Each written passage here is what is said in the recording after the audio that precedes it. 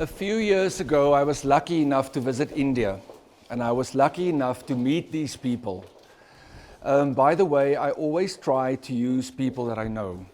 I don't steal, I don't copy. I've done it a few times in my life, and it bit me in the butt. So for the artist amongst you, never copy, never steal. Always take your own photographs.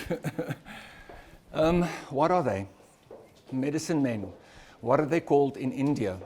Does anybody know? Starts with an S. Almost. In South America, they're called shamans. In India, they're called sadhus. A sadhu is considered a holy man in India. They own nothing, literally nothing. They live with the clothes on their back, and they get fed by society. They live only for peace. Their sole purpose in the world is to live for peace and love. Why are they so important in this exhibition, and why are they the three wise men on this exhibition? This is what we should strive towards as a humanity, is to live for more peace and love and less destruction and less hate and less violence.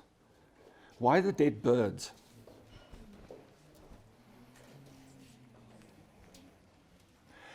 We have destroyed the planet at such an alarming rate. What died out this year or last year in our own country? Quite a few beetles. The rhino is on the brink of extinction, the white rhino. There's the, what's the lily's name? I forgot. There's a lily that's on the brink of extinction. The Ancelia, that beautiful orchid that looks like a zebra, it's on the brink of extinction. This is what we're doing to our planet.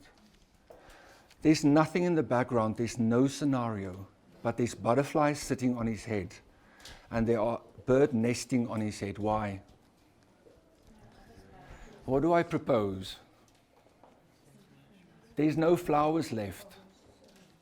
There's no trees left where the birds can nest. And guys, I know this is very dystopian. It's very alarming. But think about it. If we continue doing this, that will be our future.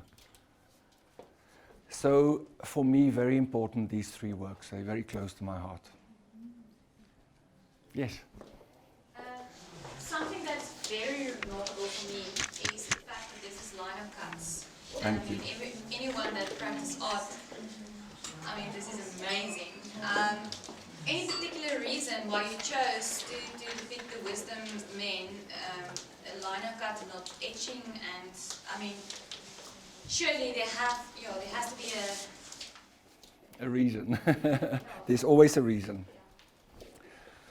I think it's the technique that takes the longest. You need the most patience. It took me 3 months to carve those three. I went on a residency in Paris. I lived at the Cité des Arts. And it literally took me 3 months to carve them. And I don't carve on lino because lino is too brittle. It just splits away. So I find a medium called the Mali tile when I was still a student. I was too poor to afford lino. So those are actually Mali or vinyl cuts. It's not really lino.